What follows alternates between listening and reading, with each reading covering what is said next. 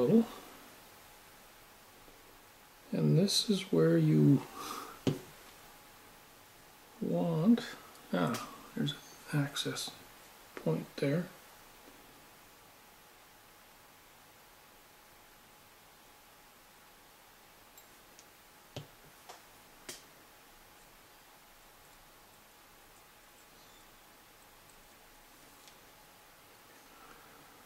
Yeah, the better applicators than this for doing this, but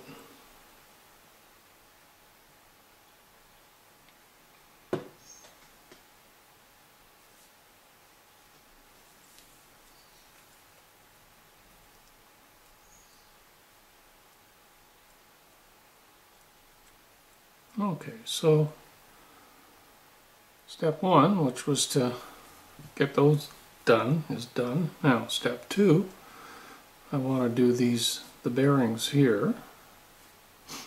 That'll require a drop there.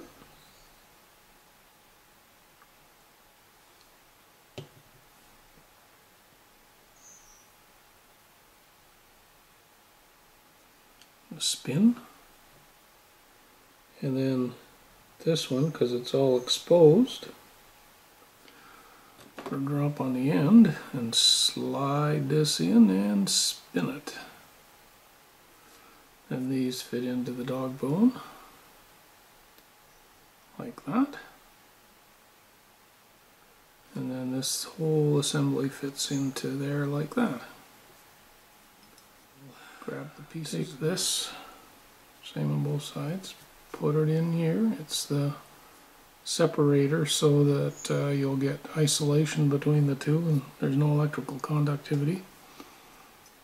Now that came off first, we'll put that aside. We'll take this and we'll reinsert everything. So soldering's done.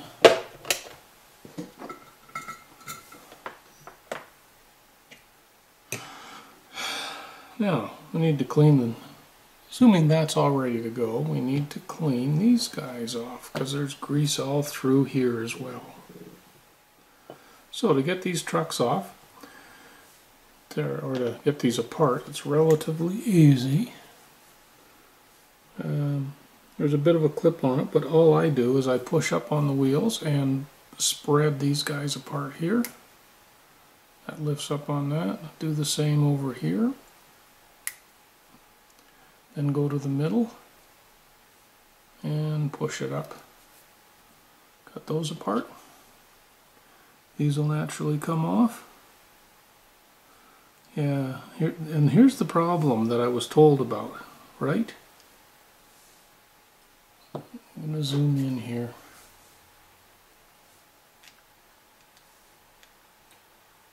Just head back out where we were.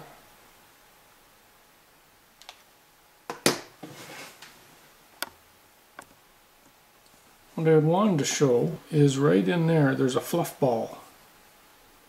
So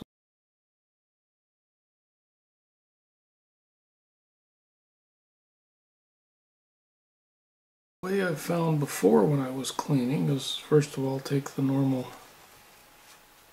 look how big that black is that was in there. Kind of screws up on contact. Okay, so step one is to kind of get stuff clean. Step two, I have a little container of isopropyl alcohol here, and I have a toothpick, and I'm going to drop alcohol in each of these.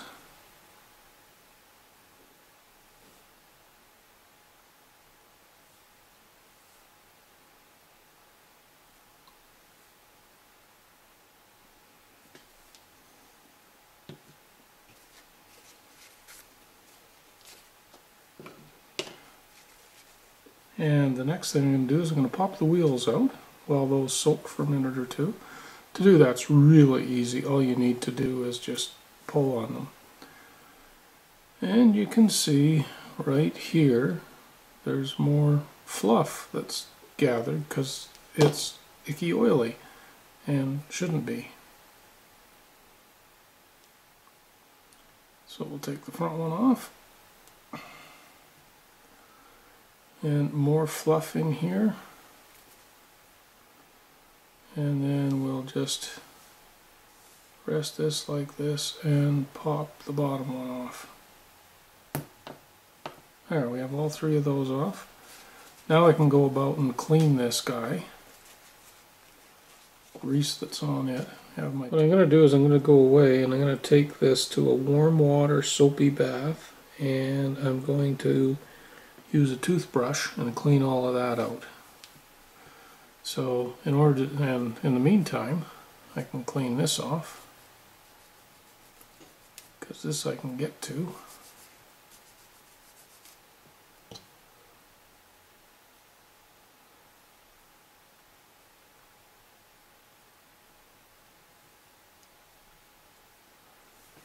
Grab a clean Q-tip.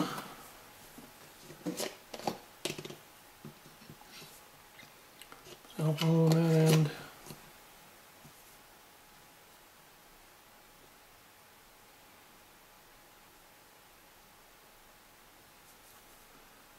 through each of these.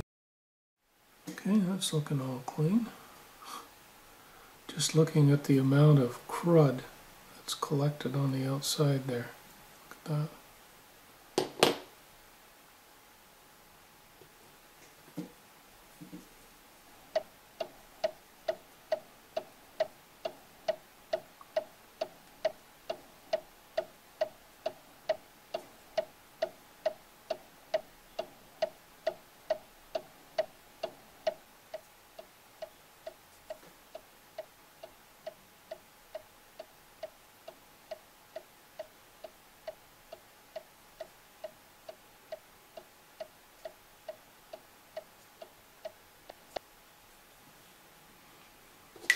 So I got to get in here with a pair of tweezers and pull off lint.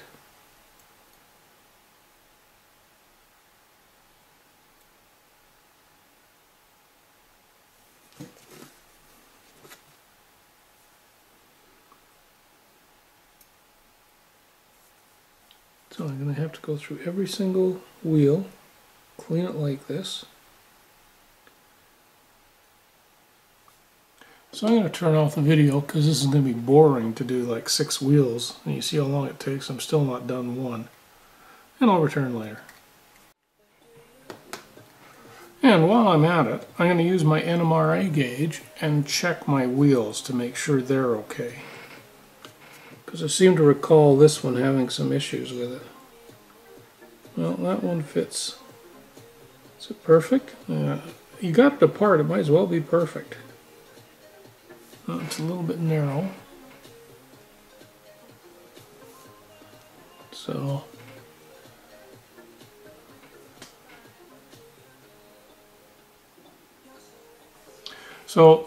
just to let you know what I'm doing here, here's the wheel gauge here, so the wheels should drop into here and here, and the way I want to do it is I want them to drop, the flange to drop dead center in the middle. I don't want them to rub inside or outside. Close to the inside's okay. And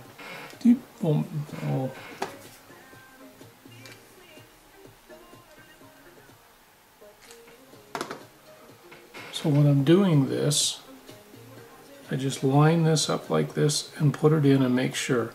Now I can wiggle it back and forth a little so I know it's dead center in there. In order to adjust these, all you have to do is grip the two with your fingers and give a little twist. Either a little push as you twist or a little pull as you twist. If you do too much, then you just kind of work at it for a while until you get it like this particular wheel, which is precisely where I want it. And I'm going to go through and do the other 2 wheels here, and then after I do that, I'm going to disassemble this guy and do all of them. Then I'm going to take this and the other one here and some warm water and a toothbrush and clean out all the grease that's stuck in the gears here. Okay, if you need to know how to take these wheels out, they're really quite simple. You just go ahead like this, now that everything's off, and hold down on the what they're going into, and they just pop out. The center one's the most difficult because it doesn't have quite as much expansion around it, but even so, hook my nails underneath and slippery little devil, and it pops out as well. So not difficult to do that at all. What you can't see here is there's a ton of grease in here, so I'm going to have to take the toothbrush, clean that off all through there, all on the inside there. And I'm not going to take these into the water because there's metal and there's places for water to seep in, so I don't like that idea. I'm going to manually clean them, but there's fluff through here. Here's another example. Look at that big hunk of fluff just sitting in there that's been picked up because of the lubricant that's on here. Here's another one. You can see the fluff just hanging off here. So all of that's going to get cleaned up. What I thought was just a simple job of lubing turns into a, yeah, but if you're going to lube, you got it apart, let's clean the whole damn thing and do a proper job. This is what it looks like once you've cleaned it. So that's the truck assembly cleaned. Here's the little wheels all nicely cleaned up. Here's what they go into and is held. That's all been cleaned up. And here's the copper contacts that will pick up current. Each of these little wells has been cleaned. I brushed them out. I put alcohol. I used this pin to kind of route through there to make sure I got all the black off so I get as clean as possible. And we'll see how much good this does overall. And this is what it looks like to degrease engine. Or sorry, not the engine, but it's the bottom of the truck. So thoroughly wash it, rinse it in the sink. Which you can't see, but there it comes up again. And then take a quick look. And that seems to be devoid of grease, although it has soap bubbles. I'm going to do the same thing here with, I mean, you can see how much grease there is maybe in there. And it's just a matter of getting it wet. Now, whenever I do anything in the sink like this, I always keep the stopper in so there's no way I can lose a part down the sink. This is big enough it wouldn't fit, but others are going to be larger and they would fit. Sorry, others are going to be smaller and would fit.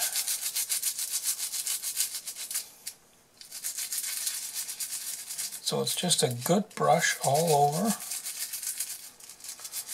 This will remove all of the white lithium grease I put in when I didn't know better. Use this toothbrush for other stuff, so it's kind of yucky. It's gone to green to black though. Spin this up. See what that looks like. That seems to have gotten most of it. I'll have to go over a little bit more later. The other thing that I do is, you may remember these little contacts and how black they are in there. Well, step one is to go over each of them like this. Enough care so that you don't bend them. Now for cleaning these, I go through a couple of additional steps. I use some alcohol and a toothpick, because it's wood, to clean out anything that's left. And at the very end I end up usually with a little tiny black dot. And to clean that, I use a